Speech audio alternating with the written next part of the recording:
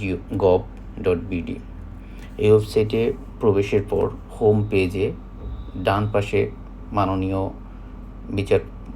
ডান পাশের উপরের কর্নারে রয়েছেন অ্যাপিলেট ডিভিশনের মাননীয় বিচারপতি মহোদয়দের নাম, তারপরে রয়েছে হাইকোর্ট ডিভিশনের মাননীয় বিচারপতি মহোদয়দের নাম,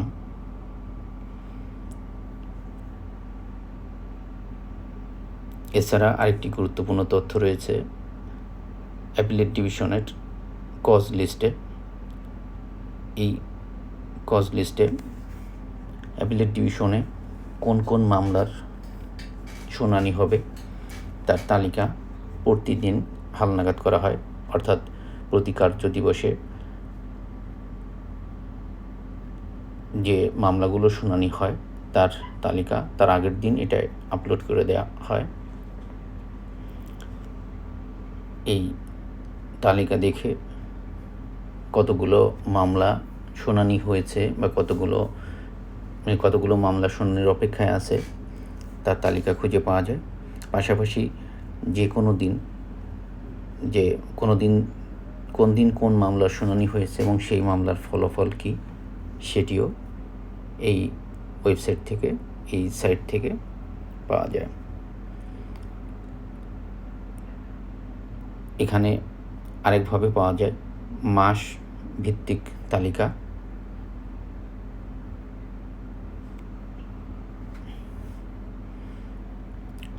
তৃতীয় অপশনে রয়েছে জাজমেন্ট।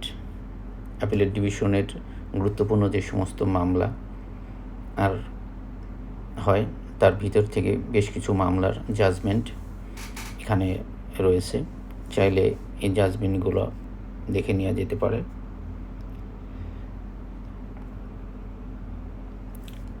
এরপর রয়েছে হাইকোর্ট ডিভিশনের কজ লিস্ট।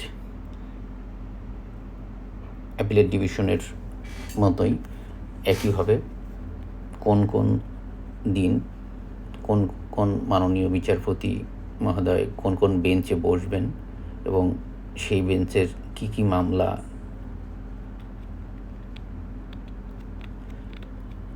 কার্যতালিকায় আছে সে বিষয়ে তথ্য এখানে থাকে। প্রতি কার্যদিবসের আগের দিন সাধারণত এই তালিকা আপডেট করে দেওয়া হয়। এর তালিকার থেকে চাইলে মাননীয় বিচারপতিদের যে কোর্ট রয়েছে, কোর্ট নাম্বারের উপর ক্লিক করলে তিনি ওই দিন যতগুলো মামলা শুনবেন তার তালিকা আগের দিনেই দেখা যায়। পাশাপাশি যে কোনো দিন,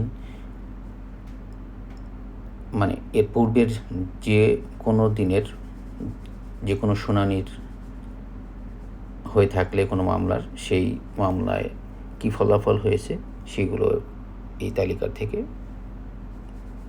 দেখা যায়। এছাড়া রয়েছে হাইকোর্ট ডিভিশনের মামলার জাজমেন্ট। এখানেও গুরুত্বপূর্ণ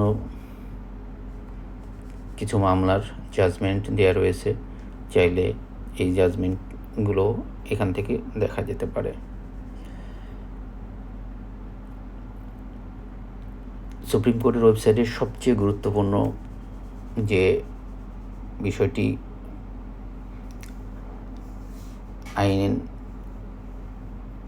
পেশার লোক বা আইনের দ্বারস্থ যারা হয়েছে তাদের জন্য জরুরি বা খুব, সেটা হচ্ছে মামলা খুঁজে বার করা। হোম পেজে কেস সার্চ নামে যে অপশন আছে, এই সার্চের অপশনে যে কোনো ব্যক্তির নামে যে কোনো মামলা খুঁজে বার করা যায়। এখানে 3 ধরনের সার্চিং অপশন আছে, এর যে কোনো একটি ফিল আপ করে মামলা খুঁজে পাওয়া যায়। প্রথমে এটিতে কেস নাম্বার দিতে হয়। কেস নাম্বার, এটা বেশ কিছু অপশন আছে, মূলত দ্বিতীয়টি আরও তুলনামূলক সহজ। এখানে কোন ডিভিশনে এই মামলার শুনানি হচ্ছে, অর্থাৎ অ্যাপিলেট ডিভিশনে না হাইকোর্ট ডিভিশনে, সেটা সিলেক্ট করতে হয়। তারপরে যিনি বাদী অর্থাৎ পিটিশনার তার নাম লিখে বা নামের আংশিক লিখে এবং যাকে বিবাদী করা হয়েছে তার নামের পুরো অংশ বা আংশিক লিখে সার্চ দিলে ওই নামের সাথে সম্পর্কিত সমস্ত মামলা চলে আসে এবং সেই মামলা কয় তারিখে শুনানি হয়েছে সেটিও এখান থেকে দেখা যায় এবং মামলার ফলাফল কী হয়েছে সেটাও জানা যায়। আর যদি কোনো মামলা যদি সামনে কার্যতালিকায় মানে পরবর্তী কর্মদিবসে যদি তালিকায় থাকে সেটাও এখান থেকে যাচাই করা যায়। আরেকটা গুরুত্বপূর্ণ অপশন এখানে রয়েছে টেন্ডার নাম্বার। সুপ্রিম কোর্টের প্রত্যেকটি মামলার জন্য এখন একটি করে টেন্ডার নাম্বার পড়ে। যখন মামলার টেন্ডার নাম্বার পড়ে এই টেন্ডার নাম্বার পড়ার পরে এখানে শুধু টেন্ডার নাম্বার লিখে সার্চ দিলে ওই মামলায় যতগুলো শুনানি হয়েছে সেটার তালিকা পাওয়া যায়। পাশাপাশি নেক্সট ডেতে এই মামলাটি শুনানির জন্য কার্যতালিকায় আছে কিনা সেটাও জানা যায়। সুপ্রিম কোর্টের ওয়েবসাইটে আরেকটি গুরুত্বপূর্ণ তথ্য আছে, সেটা হচ্ছে কোর্টের ক্যালেন্ডার। এইখানে মূলত সুপ্রিম কোর্ট কোন কোন দিবসে খোলা থাকবে, ভ্যাকেশন কখন বা